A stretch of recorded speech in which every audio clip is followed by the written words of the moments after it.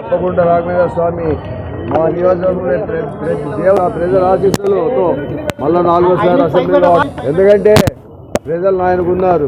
BC సోదరులు, SC నాటి OC అన్ని వర్గాలు ఆయనకున్నాయి కాబట్టి వాళ్ళు చెప్పుకుంటున్నారు బీసీలందరూ ఆ కోటేస్తారని. ఈయనేమన్నా సాయం చేశాడో బీసీలకు అని చెప్తున్నాను. బీసీలకు కాదు ఆయన సాయం చేసింది, ఆయన సొంత లాభానికి చేసుకున్నాడు తప్ప. అలాంటి కుటుంబం ఈరోజు పోటీ నిలబడింది, సంతోషం.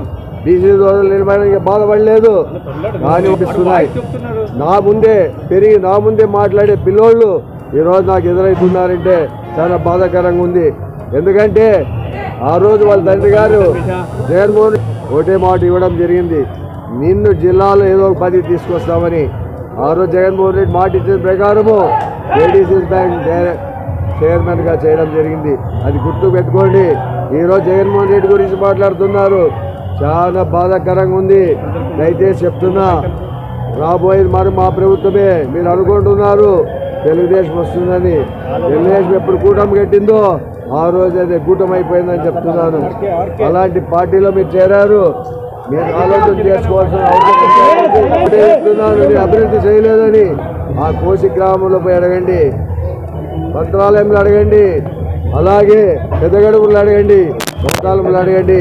ప్రతి 50% అయితే 50% వర్గాంతాలు తీసుకొస్తా అని. ఈరోజు గ్రామంలో సచివాలయాలు జరిగాయి, రైతు భరోసాలు రావడం జరిగింది, హెల్త్ సెంటర్లు రావడం జగన్మోహన్ రెడ్డి తెచ్చాడు. ఈరోజు మంత్రాలయం వరకు అవసరం లేకుండా వాళ్ళు గ్రామాల్లోనే సచివాలయం తీసుకురావడం జరిగింది. రైతులు మండలానికి వచ్చి ఎరువులు తీసుకోకుండా అక్కడే గ్రామాల్లోనే ఎరువులు తీసుకునే పరిస్థితి తీసుకొచ్చాడు. అలాగే ఆరోగ్యం బాగలేని పరిస్థితుల్లో వాళ్ళు కూడా హెల్త్ సెంటర్ అంటే జగన్మోహన్ రెడ్డి. చంద్రబాబు నాయుడు 2014 ఏం చెప్పాడు, రైతులు రుణమాఫీ చెప్పాలని, వాళ్ళు రుణమాఫీ చేశారని.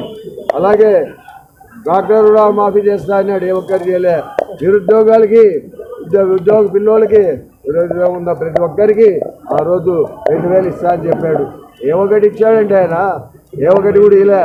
జగన్మోహన్ రెడ్డి అసెంబ్లీలో చెప్పాడు, నేను పాదయాత్ర చేస్తా, ఈ అసెంబ్లీకే రానని చెప్పిన వ్యక్తి మా జగన్మోహన్ రెడ్డి. పాదయాత్ర చేస్తూ ప్రతి పేదలు తన తండ్రి ఎలా పాదయాత్ర చేసి కనుగొన్నాడో అలా విధంగానే జగన్మోహన్ రెడ్డి పాదయాత్ర చేసి నవరత్నాలు మేనిఫెస్టో అనౌన్స్ చేయడం జరిగింది. అలాంటి ముఖ్యమంత్రి కరోనా వచ్చినా కూడా ఎన్ని ఇబ్బందులు ఉన్నా ఏ పథకాలు కూడా ఆపలేని వ్యక్తి ఎవరంటే జగన్మోహన్ రెడ్డి. అలాంటి కుటుంబం గురించి ఈరోజు తెలుగుదేశంలో మీరు పోయి ఏదో మాట్లాడతారా? నిజంగా మీరేమంటుండేనని చిన్నాయన అనిపిస్తుంది. మిమ్మల్ని ఏం మాట్లాడాలన్నా బాధగా ఉంది నాకు. ఎందుకంటే మీకు ఏ మర్యాద కూడా ఉండదు. ఎందుకంటే మీరు చేసే మాట్లాడే మాటలు సరైనవి కాదని చెప్తున్నా. మీరు ఏ అభివృద్ధి చేయాలరా?